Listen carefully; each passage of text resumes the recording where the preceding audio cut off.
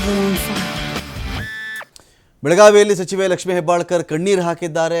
ಈ ಒಂದು ಘಟನೆಯ ಬಗ್ಗೆ ಮಾಹಿತಿಯನ್ನು ಇದೇ ಸಂದರ್ಭದಲ್ಲಿ ಸಚಿವೆ ಹೆಬ್ಬಾಳ್ಕರ್ ಕೊಟ್ಟಿದ್ದಾರೆ. ನಾನು ನನ್ನ ಸೀಟ್ನಲ್ಲಿ ಕುಳಿತುಕೊಂಡಿದ್ದೆ. ರವಿ ಅವರು ರಾಹುಲ್ ಗಾಂಧಿ ಅವರಿಗೆ ಡ್ರಗ್ ಅಡಿಕ್ಟ್ ಅಂತ ಹೇಳ್ತಾ ಇದ್ರು. ಮಾದಕ ವ್ಯಸನಿ ಅಂತ ಅವರು ಮಾತಾಡ್ತಾರೆ. ಡ್ರಗ್ ಅಡಿಕ್ಟ್ ಅಂದರೆ ರಾಹುಲ್ ಗಾಂಧಿ ಮಾದಕ ವ್ಯಸನಿ ಅಂತ ಅವರು ಮಾತಾಡ್ತಾ ಇದ್ರು. ರಾಹುಲ್ ಗಾಂಧಿ ಅವ್ರನ್ನ ಕುರಿತು ಸಿ ಟಿ ರವಿ ಅವರು ಆಡಿದಂಥ ಮಾತಿದು ಡ್ರಗ್ ಅಡಿಕ್ಟ್ ಅಂಥೇಳಿ ರಾಹುಲ್ ಗಾಂಧಿ ಅವ್ರ ಬಗ್ಗೆ ಮಾತಾಡ್ತಾ ಇದ್ರು. ಸಿ ಟಿ ರವಿ ಅವರು ನಿಲ್ಲಿಸಿದ್ದಾರೆ ಅಂತ ಹೆಬ್ಬಾಳ್ಕರ್ ಅವರು ಭಾವುಕರಾಗ್ತಾರೆ. 1 ಬಾರಿಯಲ್ಲ 10 ಬಾರಿ ಅನುಚಿತವಾಗಿ ನನ್ನ ಮೇಲೆ ನಿಲ್ಲಿಸ್ತಾರವರು. ಹೇಳಬಾರದ ಮಾತು, ಆಡಬಾರದಂಥ ಒಂದು ಮಾತನ್ನು ನನಗೆ ಅವರು ಬಳಸಿದ್ದಾರೆ. ನಾನು ಜನರ ಸೇವೆ ಮಾಡಿಕೊಂಡು ಬಂದಿರತಕ್ಕಂಥವಳು. ಸ್ವಾಭಾವಿಕವಾಗಿ ರಾಜಕೀಯದಲ್ಲಿ ಧೈರ್ಯದಿಂದ ಇರಬೇಕು. ನಾನೊಬ್ಬಳು ಅಕ್ಕ ಕೂಡ ಹೌದು, ತಂಗಿ ಕೂಡ ಹೌದು, ತಾಯಿ ಕೂಡ ಹೌದು. ಇದರಿಂದ ನನ್ನ ಮನಸ್ಸಿಗೆ ತುಂಬಾ ನೋವಾಗಿದೆ ನನಗೆ ಅಂಥೇಳಿ ಹೆಬ್ಬಾಳ್ಕರ್ ಮಾತಾಡಿದ್ದಾರೆ.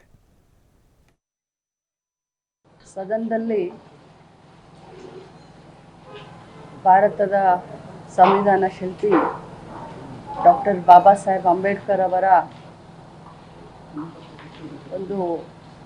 ಅವರಿಗೆ ಅವಹೇಳನಕಾರಿ ಮಾತನಾಡಿದ್ದಾರೆ ಅಂತ ಹೇಳಿ ನಾವೆಲ್ಲರೂ ಧರಣಿಯನ್ನು ಮಾಡುವಂಥ ಸಂದರ್ಭದಲ್ಲಿ, ಯಾಕಂತಂದರೆ ಅಂಬೇಡ್ಕರ್ಜಿ ಅವರಿಂದನೇ ಇವತ್ತು ಮಹಿಳೆಯರು ನಾವು MLA ಆಗಲಿಕ್ಕೆ, ಮಂತ್ರಿ ಆಗಲಿಕ್ಕೆ ಸಾಧ್ಯ ಆಯಿತು.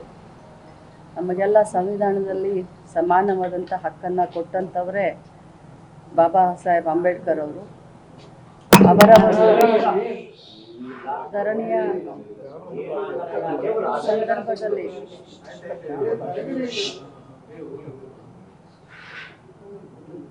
ಎಲ್ಲರೂ